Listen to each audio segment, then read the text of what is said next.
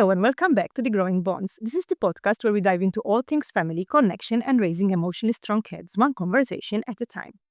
So, I've been thinking a lot about boundaries this week, especially after watching Elemental. If you haven't seen it, it's this beautiful animated movie that touches on family dynamics in such a powerful way.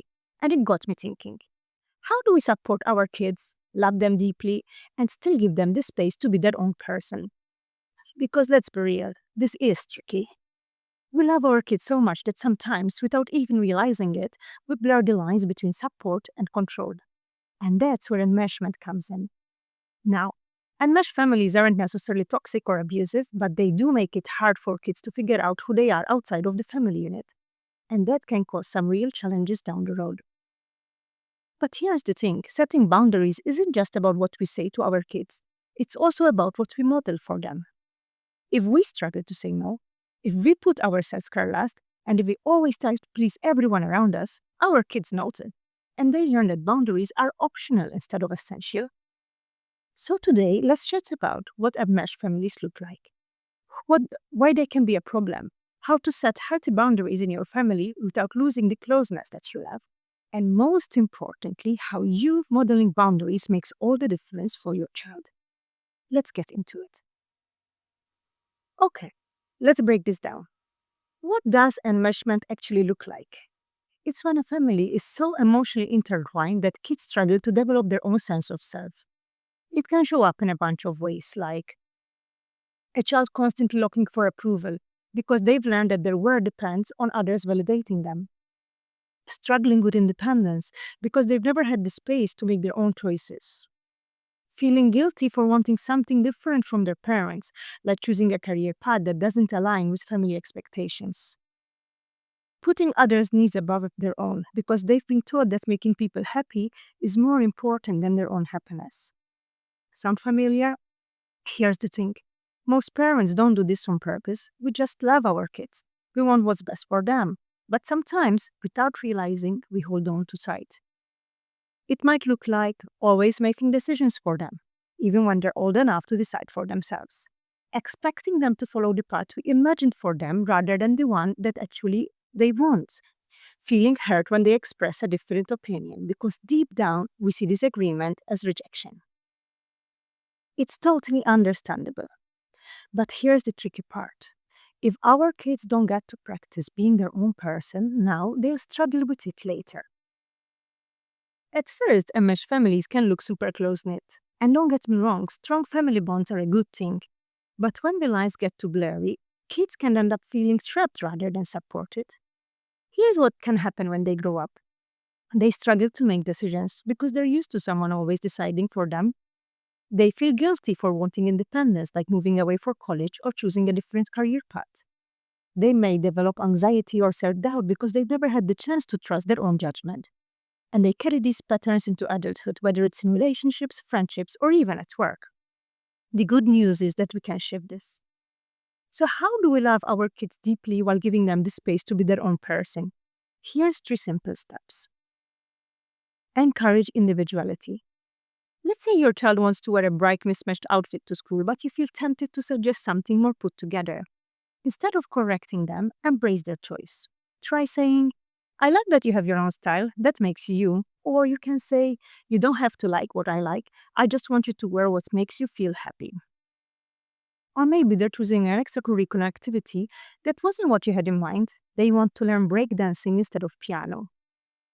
What can you say? That sounds really fun. I love that you're exploring something new. Or you could tell them, even though I don't know anything about breakdancing, I can't wait to see you learn. You can teach them that it's okay to disagree. Imagine your child challenges a family rule, like bedtime. Instead of shutting them down with because I said so, you allow space for discussion.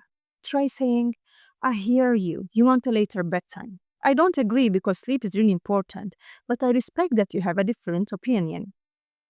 Or maybe your teenager doesn't share your beliefs about something important like career choices or traditions. Instead of making them feel wrong, you let them know their perspective is valid. What can you say? I see that we feel differently about this, and that's okay. We don't have to think the same way to love and respect each other. Show them that their happiness matters too. Imagine your child is always saying yes when their friends ask favors, like lending toys, doing extra work on group projects, or sharing their lunch, even when they don't want to. How can you teach them? You can tell them, you don't have to say yes just to make others happy. It's okay to say no if something doesn't feel right for you. If you don't feel like sharing your favorite toy today, that's totally okay. You're allowed to set your own limits. Or maybe your child is upset because they feel responsible for a friend's emotions. Try saying, it's kind to care about others, but their happiness is not your responsibility. Your feelings matter too. All right, here's the real kicker. Our kids learn more from what we do than from what we say. So if we struggle to say no, if we overextend ourselves to avoid disappointing others, or if we push our own self care to the bottom of the list, they absorb that message. But when we start practicing boundaries in our own life, our kids take notice. So, what can you do? Take time for yourself. Imagine you just got home from work and your child wants to play immediately. Instead of pushing through exhaustion, you show them that self care is important. What can you say? I love playing with you, and I will in a little while, but right now I need 10 minutes to reset.